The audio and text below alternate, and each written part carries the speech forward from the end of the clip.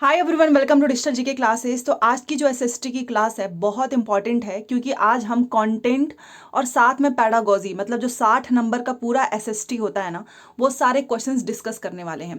Paper को आपको offline तरीके से करना सिखाऊंगी, क्योंकि आप पेपर आपका ऑफलाइन होना है। तो कैसे आप पेपर पे कुछ ट्रिक्स के माध्यम से बहुत आसानी से आपका आंसर निकल सकता है compare to online exam. Okay, बस आप सभी का सपोर्ट चाहिए, तभी जाकर कंटेंट और पैडागोजी की एक लंबी क्लास होगी आज की। मैं बहुत अच्छे से आप सभी को समझा दूंगी, बस आप सपोर्ट बनाए रखें। और एक चीज़ बोलना चाहूँगी कि अभी तक 1000 लाइक्स का टारगेट नहीं कंप्लीट हुआ है। इतनी सारी एसएसटी की क्लासेस दे दी है। टेलीग्राम पे आपको एसएसटी के कुछ नोट्स मिलेंगे, हिस्ट्री, पॉलिटी, ज्योग्राफी। उनको पढ़ लोगे ना तो उसके बाद से आप क्वेश्चंस को और अच्छे से कर पाएंगे। जैसे कि अभी मैं आपको क्वेश्चन कराऊंगी, अगर एकदम डिटेल एक्सप्लेनेशन देने लगूंगी तो आप भी जानते हैं 10 से 20 क्वेश्चन ही हो पाएगा। तो आप वहां से कंटेंट जो है पढ़ लो और यहाँ पे प्रैक्टिस कर लो मेरे साथ। फ्री में ही है, मैंने भेजा हुआ है, जो फाइल्स वाले ऑप्शन में जाइएगा आपको मिल जाएगा। तो चलिए वीडियो स्टार्ट करते हैं। स्कोर बताना सभी लोग, और हाँ प्लीज ज्यादा से ज्यादा लाइक शेयर कर दीजिएगा, क्योंकि आज मेरा टारगेट है कि मैं आपको कंटेंट प्लस पैडागोजी पूरा करा दूं, ताकि आपके 60 में से 60 नंबर पक्के हो जाएं। तो चलिए देखते हैं। सबसे पहले मैंने क्लासेस कल की ली थी, उसका ही आधा हिस्सा आज से स्टार्ट कर रहे हैं। और हाँ, प्लेलिस्ट बनी हुई है, जाके बाकी की सारी क्लासेस देख लो। 100% गारंटी है, अगर आपने उस क्लास में से एक एक क्वेश्चन आपको याद हो गए ना, आपके नंबर बहुत अच्छे आने वाले हैं।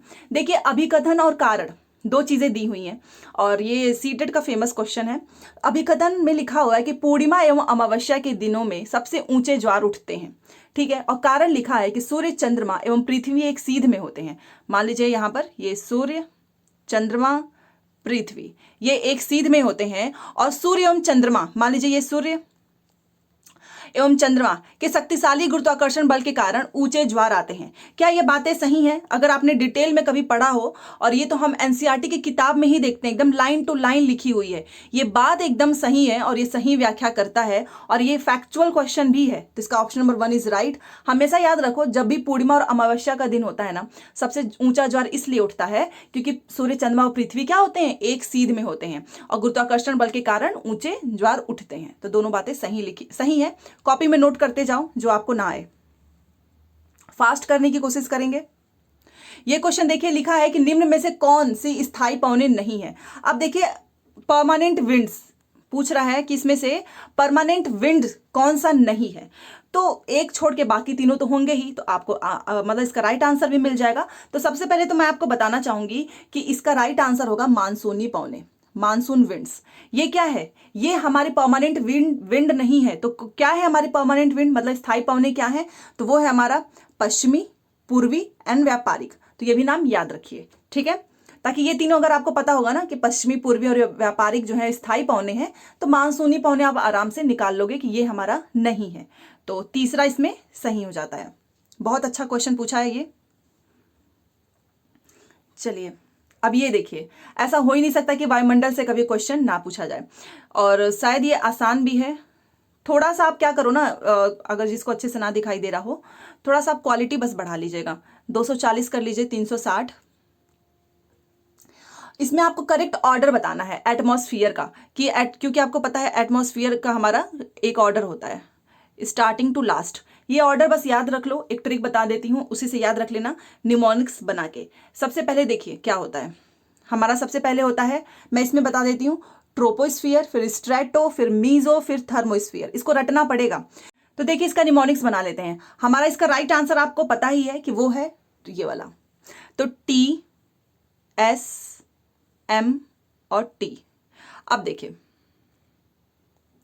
आप टी एस एम टी से याद रख लो, T S M T. T से हमारा हो गया ट्रोपो, एस से हो गया स्ट्रेटो, एम से हो गया मीजो एंड टी से हो गया थर्मोस्फियर। बहुत आसान है। और आप मेरे को क्वेश्चन बताइए कि जो एरोप्लेन वगैरह हैं वो इसमें से कौन से लेयर में चलते हैं, ठीक है। ये कमेंट में करो आंसर इसका, क्योंकि पूछा हुआ है, ठीक है। तो राइट आंसर ये है। और एक क्रम में ये भी पूछता है कि सबसे निचला वाला लेयर किस लेयर जो है उसका क्या नाम है, तो उसको बोलते हैं क्षोभ मंडल। ये भी पूछ लेता है। चलिए, अब ये क्वेश्चन देख लेते हैं। देखिए, इस क्वेश्चन में पूछा है कि किस प्रकार की ग्रामीण बस्तियों में घर जो है पास पास बने होते हैं, मतलब एकदम से पास बने होंगे, ज्यादा डिस्टेंस नहीं होगा। तो ये किस प्रकार की बस्तियों में होते हैं? तो बहुत आसान सा क्वेश्चन है, जहां पे एकदम कॉम्पैक्ट होगा, जहां की बस्तियां एकदम कॉम्पैक्ट सघन होती हैं, वहीं पर। तो राइट आंसर हो गया ऑप्शन नंबर 4। ठीक है, तो यहाँ पे जो घर होते हैं ना बहुत पास पास बने होते हैं। अगला क्वेश्चन है कि what is the importance of mulching. ये मल्चिंग क्या होता है पलवारने, मैं आपको बताती हूँ। ये मान लीजिए मिट्टी है, और आपने देखा होगा कि गांव में, अगर आपने देखा होगा खेत वगैरह में आप जाते होंगे जहाँ पे खेती होती है, तो वहाँ पे कुछ मिट्टियाँ एकदम से लसलसी एकदम से नमीदार होती हैं। तो ये मल्चिंग क्या करता है, ये मिट्टी को नमी बनाए रखने में सहायक है। ठीक है, मल्चिंग का मतलब ये होता है कि जैसे खाना है, आप उसको एकदम से बहुत चबा चबा कर खाते हैं, तो उसमें आप क्यों बोला जाता है कि हम चबा चबा कर खाएं, ताकि वो एकदम से गल जाए, तभी तो हम उसको डाइजेस्ट कर सकते हैं आसानी में, हमको ऐसे निगलना नहीं चाहिए। सेम वैसे ही मिट्टी जो होती है उसकी नमी बनाए रखने में मल्चिंग जो है वो पलवारना जिसे बोलते हैं सहायक होता है, इसीलिए इसकी जरूरत है। So option number 4 will be right. बाकी और तीनों में से कुछ नहीं होता है, मल्चिंग का सेम मतलब यही है।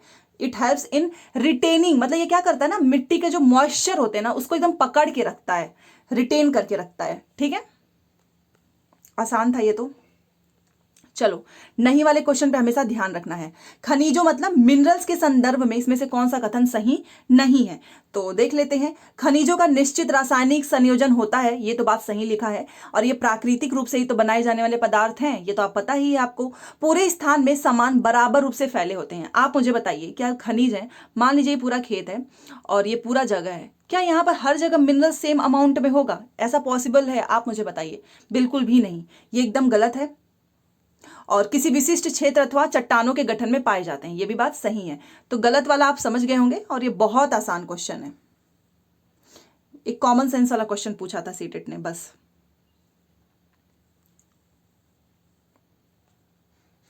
इसमें पूछा है कि विच industry is the oldest industry in the world. Factual question है, रट लो कि कौन सा उद्योग जो है विश्व का सबसे प्राचीनतम उद्योग है, तो वो है हमारा कॉटन टेक्सटाइल इंडस्ट्री। आप मुझे बताइए, कॉटन जो है सबसे ज़्यादा हमारे इंडिया के किस स्टेट में उगाए जाते हैं? इसका आंसर आप मुझे कमेंट बॉक्स में लिखो, नहीं पता हो तो गूगल कर लो, ऐसा करने से आपको याद रहेगा, और ये पूछा हुआ है। तो जब भी आपसे कोई पूछे कि सबसे ओल्डेस्ट इंडस्ट्री मतलब पूरे वर्ल्ड में कौन सी है, तो वो है हमारा कपास, जिसे हम कॉटन टेक्सटाइल इंडस्ट्री बोलते हैं। चलिए, स्टेटमेंट वाला क्वेश्चन जो कि इंपॉर्टेंट है। देखिए, 2 स्टेटमेंट दिए गए हैं, ठीक है, और दोनों को पढ़ो, और अगर आपको दोनों बातें सही लगती हैं तो हमारा दोनों ऑप्शन सही हो जाएगा। ठीक है, देखिए लिखा है कि एक पद होता है जो राज्य और सरकार का मतलब अंतर जो बदल है वो नहीं किया जा सकता है। राज्य और सरकार का हम अंतर बदल नहीं कर सकते हैं। और बी लिखा है कि सरकारी कानूनों के प्रबंधन और उन्हें लागू, सरकार जो है वो कानून के प्रबंधन और उन्हें, ये पॉलिटी का क्वेश्चन है, उन्हें लागू करने के लिए उत्तरदायी है, जबकि राज्य एक ऐसी राजनीतिक संस्था है जो उन प्रभुत्ता संपन्न लोगों का प्रतिनिधित्व करता है जिन्होंने एक निश्चित क्षेत्र पर अधिकार रखकर रखा है। अगर आप इसका राइट आंसर पूछेंगे तो दोनों बातें एकदम सही लिखी हैं, ए और बी दोनों सही हैं। कैसे, वो सुनिए, एक बार इंग्लिश में भी देख लीजिए। देखिए, मैं आपको बताती हूँ, हम एक टर्म होता है स्टेट, जिसमें हम सब किसी ना किसी स्टेट में रहते हैं, और एक हमारा गवर्नमेंट होता है, सरकार। ये कांट बी यूज्ड इंटरचेंजेबली, मतलब आप इसको अंतर बदल हम नहीं, मतलब इसको नहीं किया जा सकता है कि राज्य और सरकार का हम अंतर बदल कर दें। ठीक है, बाकी आपको पता होना चाहिए कि गवर्नमेंट जो होता है वही रिस्पॉन्सिबल होता है ना, चाहे कोई भी नियम लागू करना हो, कानून बनाना हो, उसके लिए कौन है responsible for administering and enforcing laws. अगर आपको लॉ जो है लगाना है तो इसमें भी तो सरकार ही रिस्पॉन्सिबल है, इतने तो आप जानते ही हैं जो भी चीजें होती हैं। वेयर एज द स्टेट क्या करता है, वो एक पॉलिटिकल इंस्टीट्यूशन है। मान लीजिए जैसे राज्य सरकार में आपने चुनाव देखा होगा, वो क्या होता है, एक वो पॉलिटिकल इंस्टीट्यूशन है that represent a sovereign people who occupy a definite territory. तो वो मतलब उनका केवल एक निश्चित क्षेत्र पर अधिकार होता है। ठीक है ना, राज्य का ये बात याद रखना कि राज्य का केवल एक निश्चित क्षेत्र पर ही अधिकार कर रखा है जो उन प्रभुत्ता संपन्न लोगों का प्रतिनिधित्व करता है। ठीक है, तो दोनों बातें एकदम सही लिखी हैं। चलिए, पॉलिटी के क्वेश्चन है तो इसलिए आपको अच्छे से पढ़ना है। ये देखिए, दोनों कथन है, कथन ए और कथन बी। इसमें लिखा है कि केरल और लद्दाख की भौगोलिक विशेषताएं भिन्न हैं, किंतु इनका इतिहास समान सांस्कृतिक प्रभाव का साक्षी रहा है। इतिहास तथा भूगोल अक्सर क्षेत्र विशेष के सांस्कृतिक जीवन से बंधे होते हैं। इसका राइट आंसर क्या है, तो देखिए इसका राइट आंसर दोनों एकदम सही है। अरे आपने देखा ही होगा ना, लद्दाख तो एकदम से कोल्ड डेजर्ट है, और केरल, क्या दोनों के जो भौगोलिक विशेषताएं हैं वो अलग नहीं है? अलग हैं, बट इनका इतिहास जो है वो समान सांस्कृतिक प्रभाव का साक्षी रहा है। वहीं पर इतिहास और भूगोल किस लिए हम यूज करते हैं? अक्सर क्षेत्र विशेष के पता चलता है हमको इससे कि पहले के लोग कैसे रहते थे, उनका सांस्कृतिक जीवन कैसा था, ये सारी चीजें आपको इन दोनों से पता चलती है। तो दोनों बातें सही लिखा है, option number 1 will be right. वैसे एसएसटी में थोड़ा सा बस दिमाग लगाकर आप पढ़िए, आपके क्वेश्चन सही होने के चांसेस ज्यादा रहेंगे। और ऑफलाइन पेपर पे कैसे करना है वो ध्यान से सुनो। देखो आपके पास, आप तुरंत पेपर रहेगा आपके पास, अगर आपको लगता है कि मतलब क्वेश्चन नहीं आ रहा है, उसका आंसर नहीं आ रहा है, तो मान लो आपको ये पता है कि पहला तो बिल्कुल नहीं होगा, तुरंत काट दो, दूसरा भी तुरंत काटो, तो 2 आपको एकदम क्लियरली मिल जाएगा। तो यहाँ पर ना गलत होने के चांसेस कम रहते हैं। ऐसा आप जरूर करना क्योंकि आपके हाथ में पेपर होगा। चलिए ये क्वेश्चन देख लीजिए। एक संगठन जिसको हम ऑर्गेनाइजेशन बोलते हैं या फिर कोई एजेंसी है जिसके द्वारा कोई राजनैतिक इकाई अपने प्राधिकरण का प्रयोग करती है और नागरिकों के कार्यों पर नियंत्रण रखती है, मतलब जो सिटीजन्स है ना उनके एक्शंस पे कंट्रोल रखती है, वो क्या है? Cabinet, parliament, government, judiciary. आप बताइए इसका राइट आंसर। आप सब जानते हैं कि कंट्रोल कौन रखता है? सरकार ही तो रखेगा ना, और कौन रखेगा? जानते भी हैं जब भी कुछ होता है तो सरकार तुरंत अपना जो है कंट्रोल जो है वो कर देती है। तो option number 3 will be right. ये भी आसान क्वेश्चन है। चलिए ये हमारा है 121। देखिए इसमें क्या है, दोनों ऑप्शंस पढ़ना है, उसके बाद से ही सही डिसीजन लेना है। सबसे पहले आप ऑफलाइन तरीके से कर रहे हैं। नए कृषि बिलों के खिलाफ किसानों के संघर्ष आप जानते ही हैं, जिसे केंद्र की सरकार ने 2021 में वापस ले लिया था। इसका तो आंसर आप सभी को पता होना चाहिए। के संदर्भ में निम्न कथनों को पढ़ो। लिखा है पहला कि लोकतांत्रिक सरकार संरचना में लोग विरोध प्रदर्शन करते हैं और अपनी असहमति दिखाते हैं। जी हाँ, डेमोक्रेटिक आप किसको बोलते हैं? जहां पर मैं अपनी बात रख सकूं, मतलब मेरा ओपिनियन रख सकूं, मेरे बोलने पे मतलब कोई ऐसा बंधन ना हो कि मैं बोल ना सकूं, उसी को तो बोलते हैं ना लोकतांत्रिक सरकार संरचना। कि अगर कोई चीज पसंद नहीं आती है तो हम विरोध कर सकते हैं और मैं अपनी असहमति दिखा सकती हूं। बट रियलिटी में आप जानते ही हैं क्या होता है। बट हम क्वेश्चन पे देखते हैं। सरकार को अपना निर्णय बदलना पड़ा क्योंकि वह आम जनता के प्रति जिम्मेदार है। क्या यह बात सही लिखा है कि सरकार ने क्या किया, गवर्नमेंट को चेंज करना पड़ा decision because it is responsible to the people? आप इसका राइट आंसर बताइए। बहुत अच्छा क्वेश्चन है। तो देखिए दोनों बातें एकदम सही लिखी है, क्योंकि आप जानते हैं ये बात भी एकदम सही है। रियलिटी की बात छोड़ दीजिए, बट जो हमारा लिखा हुआ है संविधान में कि हम डेमोक्रेटिक में रहते हैं, हम अपनी बात रख सकते हैं, और सरकार ने अपना डिसीजन इसलिए बदला क्योंकि वो हम चुनते ही है ना, उनको अपने लिए ही तो चुनते हैं। उनको चुनता कौन है? वोट कौन देता है उनको? हम आम नागरिक ही देते हैं। बात एकदम सही लिखा है, तीसरा हमारा राइट हो जाएगा। और ये देखिए ऐसा क्वेश्चन सीटेट ने पूछा है अभी। अब ये क्वेश्चन देखिए, इसमें आपको दोनों पढ़ना है, सेम वैसा ही है। फिर एक चीज बता दो क्या चीजें सही हैं। कथन ए लिखा है खेतिहर मजदूरों को कम मजदूरी पर काम करना पड़ता है, ये मजदूर साल भर कमाई करते हैं। वाह क्या बात लिखा है। यहां पर लिखा है कि ये कम मजदूरी पर काम करते हैं, और क्या ये अगर कम मजदूरी पर काम कर रहे हैं तो आप मुझे बताओ क्या ये साल भर कमाई कर लेंगे? दोनों बातें कितना कॉन्ट्राडिक्ट हैं, एक दूसरे के साथ मैच ही नहीं हो रहा है। ए तो एकदम सही है बट आर एकदम सरासर गलत है, कारण एकदम गलत है। तो क्या हो जाएगा? Option number 3 will be right. ये बहुत आसान सा क्वेश्चन था। चलिए अगला क्वेश्चन 123। निम्न में से कौन सा विकल्प स्वरोजगार का एक उदाहरण है? सेल्फ एम्प्लॉयड, आप जानते ही हैं स्वरोजगार क्या होता है, और आजकल तो ये सारी चीजें चल भी रही हैं कि लोग अपना खुद का रोजगार करना चाहते हैं। तो स्वरोजगार का एक उदाहरण इसमें से आपको बताना है। चलो देखते हैं। जमींदार के घर काम करती हुई एक खेतीहर मजदूर, ये कौन सा स्वरोजगार है? ये तो किसी और के घर पे काम कर रही है। स्वरोजगार तो वही हुआ ना कि मैं अपना खुद का कुछ खोलूं, छोटा ही हो। जैसे कि आजकल आप देख सकते हैं कि बहुत से लोग छोटी छोटी स्टार्टअप जो है अपना खुद का स्टार्ट कर रहे हैं। आंगनवाड़ी, ये तो सरकार ने भर्ती कराई है। गांव के एक विद्यालय की एक शिक्षिका, आप शिक्षक बन जाएंगे या शिक्षिका बन जाएंगे तो क्या ये आप खुद से आपने रोजगार क्रिएट किया है? जी नहीं, ये तो सरकार ने निकाली है वैकेंसी। ये बात और है कि वैकेंसीज आ नहीं रही हैं। शहर के बाजार में मछली बेचती एक महिला, ये है रोजगार खुद का। आपको जो चीजें सही लगती हैं, आपको लगता है कि मुझे सब्जियां बेचनी चाहिए, मछली बेचना चाहिए, सब रोजगार ही तो है, स्वरोजगार है, सेल्फ एम्प्लॉयड। तो बहुत आसान था। 4 क्वेश्चन है। चलिए अब ये क्वेश्चन देखिए 124। बस आप सभी का सपोर्ट रहेगा, हर दिन क्वेश्चन आते रहेंगे। आज 1000 लाइक्स तो कर दीजिए प्लीज। देखिए 2 कथन दिया हुआ है, फिर से अभिकथन और कारण, दोनों को पढ़ो और बताओ क्या बात सही लिखा है। और बहुत ही अच्छा क्वेश्चन है ये, आंसर देते जाइए। देखिए क्या लिखा है। पहला देख लेते हैं, जनमत को प्रभावित करने के लिए संचार मीडिया द्वारा मौजूदा तय किया जाना।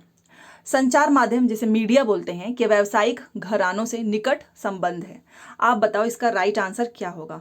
बात तो दोनों एकदम सही लिखी है, क्योंकि जो जनमत है उसको प्रभावित कौन करता है, ये मीडिया, ये जो मौजूदा तैयार करने वाले हैं, और मीडिया का व्यावसायिक घरानों से निकट संबंध है। बात तो सही लिखा है, बट इसके संबंध में ना ये रीजन गलत दिया हुआ है, रीजन गलत दिया है। बात दोनों अपनी जगह पे सही है, बट कारण उसने गलत दे दिया। तो राइट आंसर हो जाएगा ये कि ए और आर दोनों सही है, तथा आर जो है ए की सही व्याख्या नहीं है। तो दूसरा हमारा सही हो जाता है। कुछ लोग जनमत नहीं समझ पा रहे होंगे, तो देख लीजिए क्या होता है जनमत। The setting of agenda by media is to influence the public opinion. Media क्या करती है ना, अपने हिसाब से आपका ओपिनियन चेंज कर देगी। आपने देखा होगा आजकल क्या होता है, ये जो महिला पहलवान है उनके बारे में कितना आपने देखा होगा, ये मीडिया में कभी आता है? बिल्कुल भी नहीं आता है।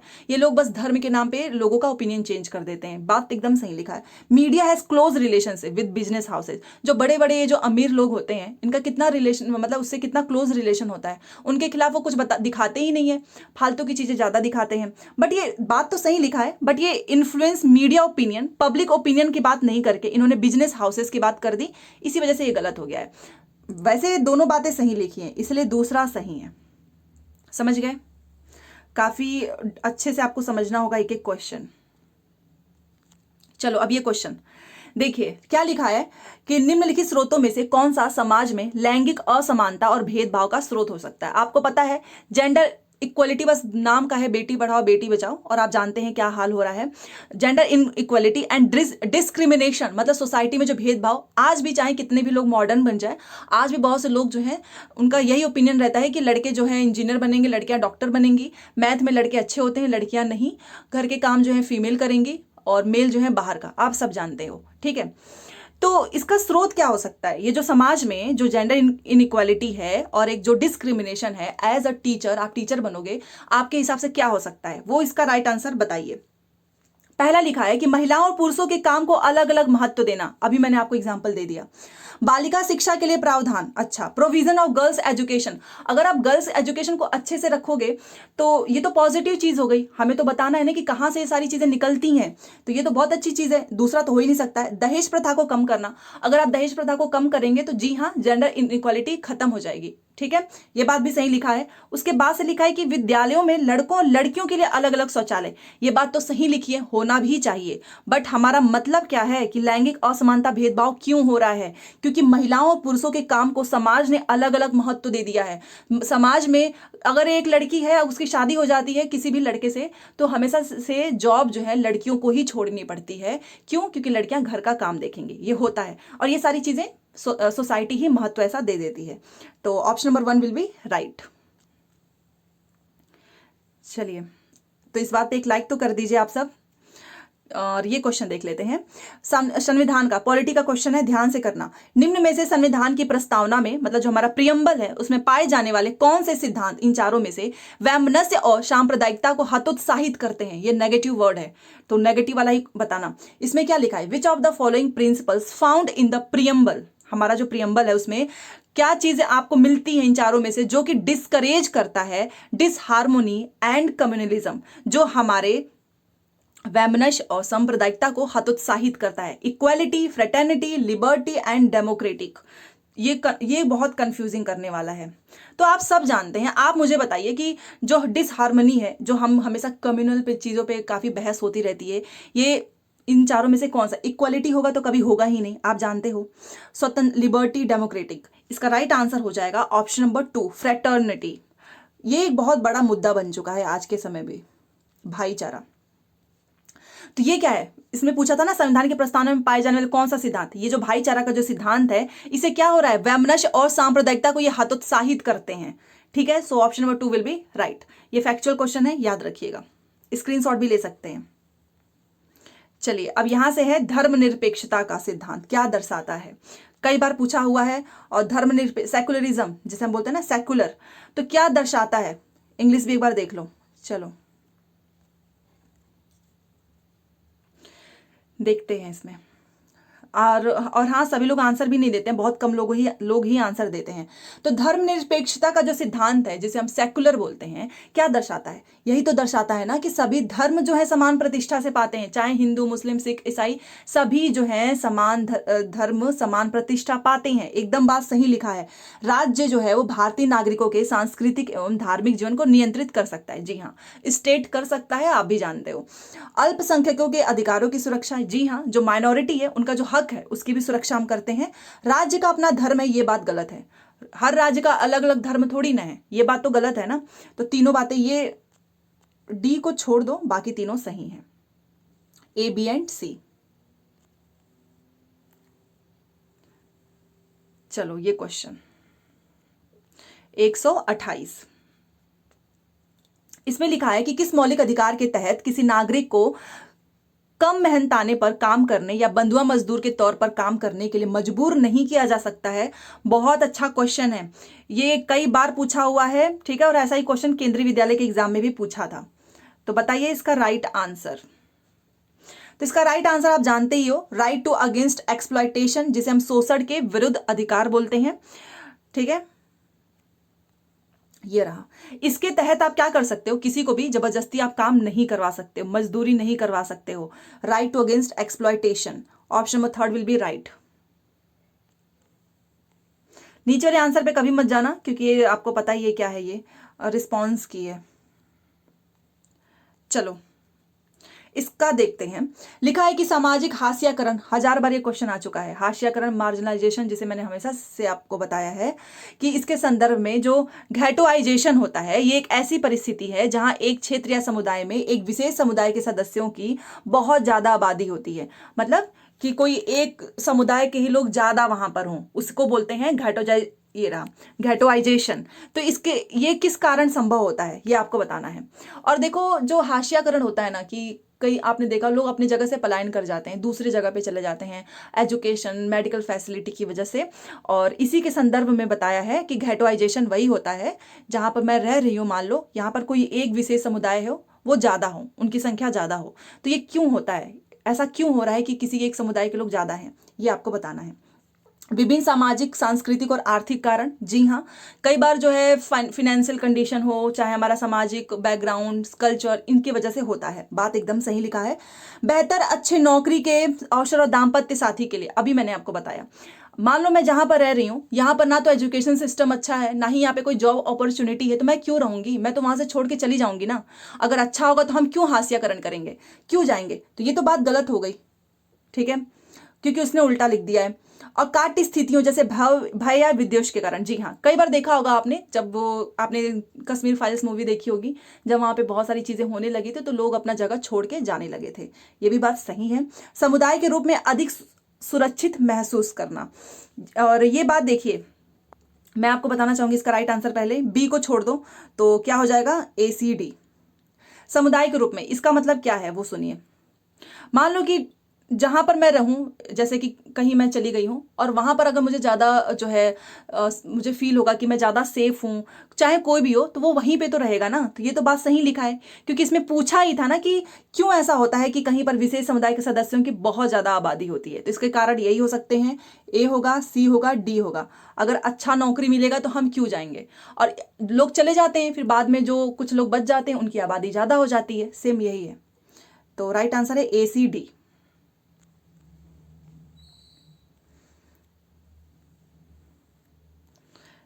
चलिए, ये हमारा 130 नंबर का क्वेश्चन है, यहाँ पे हमारा कंटेंट खत्म होगा, उसके बाद हम पेडागोजी करेंगे, ठीक है। ऐसे कारणों को पहचान करो जिन्होंने आदिवासी समूहों को भारत में विभिन्न क्षेत्रों में वैकल्पिक कामों जैसे बागान मजदूरों, निर्माण कार्य के मजदूरों, औद्योगिक मजदूरों आदि की तरह काम करने के लिए उनके अपने परंपरागत आजीविकाओं के स्रोतों से विस्थापित करने में योगदान दिया है। तो बताइए, आपको रीजन बताना है, और वो रीजन किस पे होना चाहिए, that contributed to the migration of the tribal groups from their traditional sources of livelihoods to alternative jobs in some parts of India, such as plantation करते हैं, वो कंस्ट्रक्शन का काम करते हैं, इंडस्ट्रियल का काम करते हैं, इसमें से आपको रीजन बताना है, ठीक है।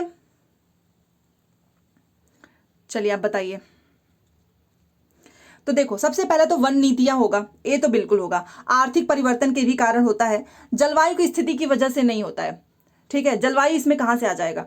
राज्य द्वारा राजनीतिक बल, क्या इसकी वजह से होगा? जी हाँ, तो बस हमारा सी गलत है, ए बी डी। इसके ये कारण हैं जिसके वजह से जो आदिवासी समूह हैं भारत में, अलग अलग क्षेत्र में होते हैं, आपको पता है, तो वो क्या करते हैं? बागान मजदूर करते हैं, निर्माण कार्य के मजदूर करते हैं। वन नीतियों, जल और आर्थिक परिवर्तन और राज्य द्वारा जो राजनीतिक बल है उसकी वजह से ये अपने परंपरागत आजीविकाओं के स्रोतों में से विस्थापित करने में योगदान दिया। तो सी गलत है, बाकी तीनों सही हैं।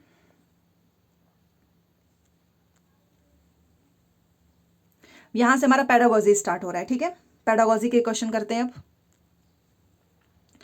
इसमें लिखा है कि सामाजिक विज्ञान की पाठ्य पुस्तकों के बारे में, अगर आपने एसएसटी की बुक देखी होगी, एनसीईआरटी की, या फिर आपने थोड़ी बहुत भी पढ़ी होगी, आप इसका तुरंत आंसर बता दोगे, ठीक है, क्योंकि टेक्स्ट बुक के बारे में पूछ रहा है कौन सा कथन सही है। और बहुत आसान है।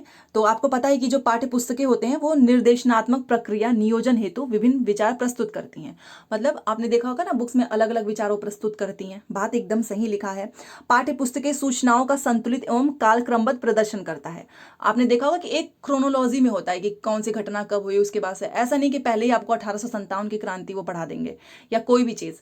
तो एक संतुलित ऑर्गेनाइज होता है। बात एकदम सही लिखा है। शिक्षकों को अपने शिक्षण एवं नियोजन हेतु केवल पाठ्य पुस्तकों पर निर्भर रहना चाहिए। ये केवल वर्ड नेगेटिव होता है, कहीं पर भी आए वो आंसर सही नहीं होगा। ए बी सही है। तीसरा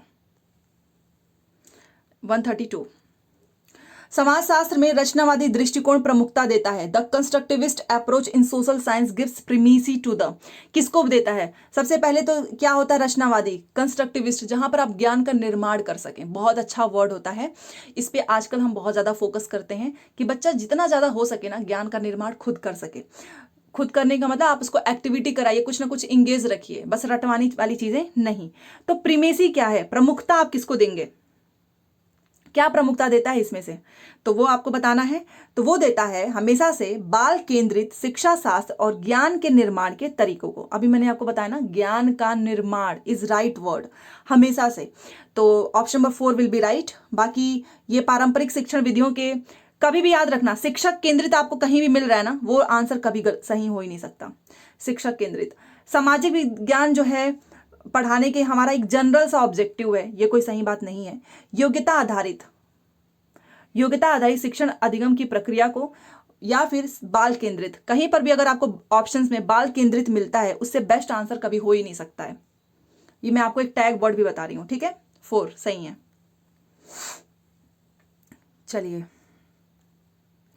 अर्थव्यवस्था में महिलाओं की भागीदारी पर चर्चा करते हुए निम्न में से किसे सम्मिलित किया जा सकता है? अर्थव्यवस्था की बात हो रही है, याद रखना, economy, contribution of women in economy, यहां पर देख लीजिए। तो क्या हो सकता है वो देखते हैं कि अर्थव्यवस्था में जो महिलाएं हैं, जो वुमेन हैं, उनकी भागीदारी पर चर्चा करते हुए इसमें से आप किसको सम्मिलित कर सकते हो कि विभिन्न उद्योगों में महिलाओं की भागीदारी। आज भी जो बड़े बड़े जो कंपनी है उसकी सीईओ आपको पता है हमेशा से मेल ही होते हैं, चाहे गूगल का देख लो, चाहे ट्विटर का देख लो, पहले भी। तो ये होना चाहिए कि अलग अलग उद्योग में महिलाओं की ज्यादा से ज्यादा भागीदारी हो। तो ये बात एकदम सही लिखा है, तभी तो वो कंट्रीब्यूट कर पाएंगी। संगठित व असंगठित क्षेत्रों में लैंगिक भागीदारी, मतलब आपको डिस्क्रिमिनेशन नहीं करना है कि ये मेल ही रहेंगे, फीमेल नहीं। तो ये बात भी एकदम सही लिखा है। महिलाओं द्वारा घर पर किया जाने वाला कार्य, ये भी होना चाहिए, क्योंकि आज भी लोग जो घर पे महिलाएं काम करती हैं उसको लोग ऐसे ही ले लेते हैं कि अरे ये कौन सा काम है। तो ये सारी चीजें बहुत इंपॉर्टेंट है। तो तीनों बातें सही हैं। 4 ठीक है। चलिए, ये हमारा है 134। और हाँ, इसका स्क्रीनशॉट लेना हो तो ले सकते हो। अब ये क्वेश्चन देखते हैं।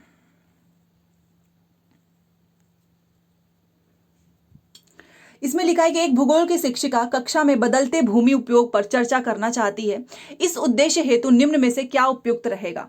किसके ऊपर करना चाहती है? बदलते भूमि के उपयोग पर। तो इन तीनों में से क्या सही रहेगा कि 50 साल की अवधि में 10-10 साल के अंतराल पर लिए गए एक कस्बे की तस्वीरें दिखाना, 2010 में विभिन्न देशों में भूमि उपयोग पर दी गई सारणी को देखकर निष्कर्ष निकालना, भूमि उपयोग की विभिन्न तस्वीरें दिखाना और औद्योगिकीकरण कैसे भूमि उपयोग को प्रभावित करता है, इस पर चर्चा करना। आप बताइए आपको क्या लग रहा है? है इसका राइट आंसर। इंग्लिश में भी देख लीजिए एक बार, चलिए बताइए। तो आपको पता होना चाहिए, एक तो हमारा ये सही है कि 50 साल की अवधि में 10-10 साल के अंतराल पर क्या करो, एक कस्बे की तस्वीरें दिखाओ। और इसके बाद से हमारा सही है कि भूमि उपयोग की विभिन्न तस्वीरें दिखाओ और औद्योगिकीकरण कैसे भूमि उपयोग को प्रभावित करता है, ये भी। तो ए और सी सही है। औद्योगिकीकरण तो बहुत ज़्यादा प्रभावित करता है, आप जानते ही हैं, जो इंडस्ट्री के वजह से कितना ज़्यादा जो है इफेक्ट होता है। तो इसका राइट आंसर है ए एंड सी। चलो फिर से ये क्वेश्चन आ गया हास्याकरण का। हास्याकरण की संकल्पना को प्रस्तुत करने के लिए किस संसाधन का उपयोग किया जा सकता है? समीप के संग्रहालय का भ्रमण, एक मैप जिसमें भारत के हर एक राज्य के आदिवासियों की जनसंख्या दिखाई गई है, इंटरनेट से लिया गया एक लेख जिसका लेखक ज्ञात ना हो, आदिवासी विस्थापन पर एक वृत्त चित्र। इंग्लिश भी देख लो, इसमें से बताओ क्या चीजें सही होगा। तो अभी आपको पता ना, डॉक्यूमेंट्री काफी अच्छी होती है, आप एक डॉक्यूमेंट्री दिखाइए, उसमें आपको पता चलेगा कि कैसे आदिवासी लोग जो हैं एक जगह छोड़ के दूसरे जगह पर जाते हैं। तो ये बहुत अच्छा है। Option number 4 will be right. 136। निम्न गतिविधियों में से किसके द्वारा विद्यार्थी संचार माध्यमों की एजेंडा बनाने में भूमिका का आलोचनात्मक मूल्यांकन कर पाएंगे? संचार माध्यमों के विभिन्न प्रकारों का कोलाज बनाना, जो हम कोलाज बनाते हैं ना, फोटोज वगैरह के भी बहुत बनाते हैं। अलग अलग संचार माध्यमों से विभिन्न खबरों को इकट्ठा करना तथा इनकी विषय वस्तु को विभिन्न श्रेणियों में बांटना, या फिर 3 से 4 अलग अलग अखबारों से एक खबर को इकट्ठा करो तथा इसकी विषय वस्तु, प्रसारण का पृष्ठ तथा लेख को दिया गया स्थान आदि की तुलना करो। बाद में इन अंतरों के कारणों और प्रभाव पर चर्चा करो। इससे बेस्ट आंसर हो ही नहीं सकता है। टेलीविजन पर प्राइम टाइम पर दिखाए जाने वाले विज्ञापनों की सूची बनाओ। बिल्कुल नहीं। देखिए, बात यहां पर आलोचनात्मक सोच की हो रही है, आलोचनात्मक मूल्यांकन की बात हो रही है ना। तो यही तो सबसे बेस्ट एक्टिविटी है कि सबसे पहले इकट्ठा करो, फिर देखो इसका प्रसारण पृष्ठ, लेख को स्थान दो, उसकी तुलना करो, बाद में उसके कारण और प्रभाव पर चर्चा करो, तभी तो आप क्रिटिकल थिंक बता पाओगे ना चीजें। ये सबसे बेस्ट होता है। Option number 3 will be right. चलिए, एक सामाजिक विज्ञान का शिक्षक चाहता है कि विद्यार्थी कानून बनने में लोगों की भूमिका को समझ पाएं। निम्न में से कौन सी गतिविधियां उसकी कक्षा में शामिल होंगी? तो कौन सी होंगी? भारत में कानून बनने के विभिन्न चरणों पर एक थीम वॉल तैयार करना, सूचना का अधिकार अधिनियम कैसे बना इसका उदाहरण लेते हुए चर्चा करना, स्वयं एक कर्तव्य ड्यूटी चार्ट बनाना और कक्षा में चिपका देना। आप बताइए। इंग्लिश भी देख लो एक बार। देखो, मैं आपको बताती हूँ। आप समझ लो कि आप एक सामाजिक विज्ञान के टीचर बन चुके हो। आप बच्चों को चाहते हो कि कानून बनने में लोगों की जो लोग हैं वो समझ पाए कानून के बारे में। तो इसमें से कौन सी गतिविधि होगी जिसको आप क्लास में शामिल करेंगे? तो कौन सी होगी? एक तो भारत में कानून बनने के अलग अलग आपको जो चरण होते हैं उसका थीम वॉल तैयार कर दो ताकि बच्चों को समझ में आ जाए अच्छे से। उसके बाद से क्या करो, जो भी हमारा सूचना का अधिकार अधिनियम है वो कैसे बना इसका उदाहरण लेकर चर्चा करो। ठीक है, तो ये दोनों बातें सही हैं। एक कर्तव्य ड्यूटी चार्ट बनाओ और बस चिपका देने से क्या हो जाएगा? खत्म। तो पहला हमारा सही हो जाएगा। ये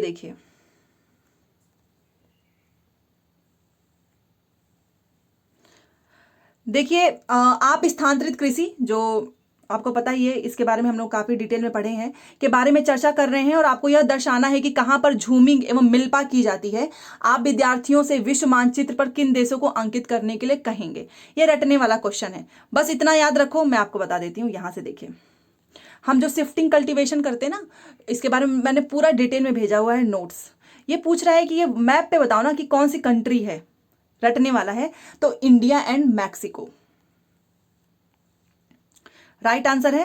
भारत और मैक्सिको, ये हम बताएंगे बच्चों को कि देखो विश्व मानचित्र पर ये जो है इन देशों को अंकित कर देंगे, भारत और मैक्सिको को, और बताएंगे कि यहां पर झूमिंग और मिल्पा की जाती है। तो रट लो ये ऑप्शन नंबर 1।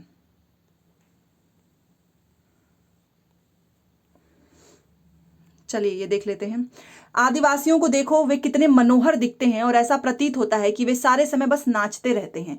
एक शिक्षक के रूप में अगर पाठ्य पुस्तक में ऐसे कथन दिए गए हैं तो आप उसे किस संकल्पना से जोड़कर देखेंगे, किस कॉन्टेक्स्ट से जोड़ेंगे, क्योंकि ऐसा लिखा है ना, तो ये क्या है, ये तो बहुत स्टीरियोटाइप सी सोच है। अगर मैं किसी को एक बार पॉइंट आउट करके बोलूं कि ये लोग तो बस नाचते ही रहते हैं, मैं एक शिक्षक हूं और मेरे टेक्स्ट बुक में ऐसा दिया गया है, तो आप उसे किस संकल्पना से, स्टीरियोटाइप, रूढ़िवादी सोच से जोड़ेंगे। पूर्वाग्रह, भेदभाव, लेबल लगाना नहीं है, ये एक स्टीरियोटाइप है। पहला सही है। चलो, अब ये बहुत अच्छा क्वेश्चन है। लिखा है कि निम्न प्रश्नों में से कौन से प्रश्न विद्यार्थियों में आलोचनात्मक, अभी किया ना, क्रिटिकल थिंकिंग जो है को बढ़ावा देगा। इन ऐसे कौन से प्रश्न हैं? तो चलो देखते हैं। किन तरीकों से साम्राज्यवाद ने विजित राष्ट्रों को प्रभावित किया? तरीके ही पूछ रहा है, तो यहां से तो हो सकता है। ठीक है। बाल विवाह की हानियां क्या है? ये बहुत अच्छा क्वेश्चन है। अगर आप पूछोगे कि आखिर में जो बाल विवाह होते हैं इसकी क्या क्या हानियां हो सकती हैं, 1000 क्वेश्चन निकल सकते हैं इससे। बात एकदम सही है। संविधान का कौन सा भाग स्वतंत्रता से संबंधित है? रटने वाली चीजें हैं, कभी हमारी क्रिटिकल थिंकिंग को ये बढ़ा नहीं सकता है। सी गलत। कौन से कारक है जिन्होंने लोगों को एकजुट होने और राष्ट्रवाद की भावना को विकसित करने में सहायता की? ये भी बात सही है, क्योंकि बच्चा यहाँ पे कारक बताएगा। तो ए बी डी कहां पर है? दूसरा। तो 140 का option number 2 will be right. तो ये थी आज की क्लास। आई होप आपको क्लास अच्छी लगी हो तो please like, share and subscribe कर दीजिएगा। मिलते हैं नेक्स्ट क्लास में। Thanks for watching.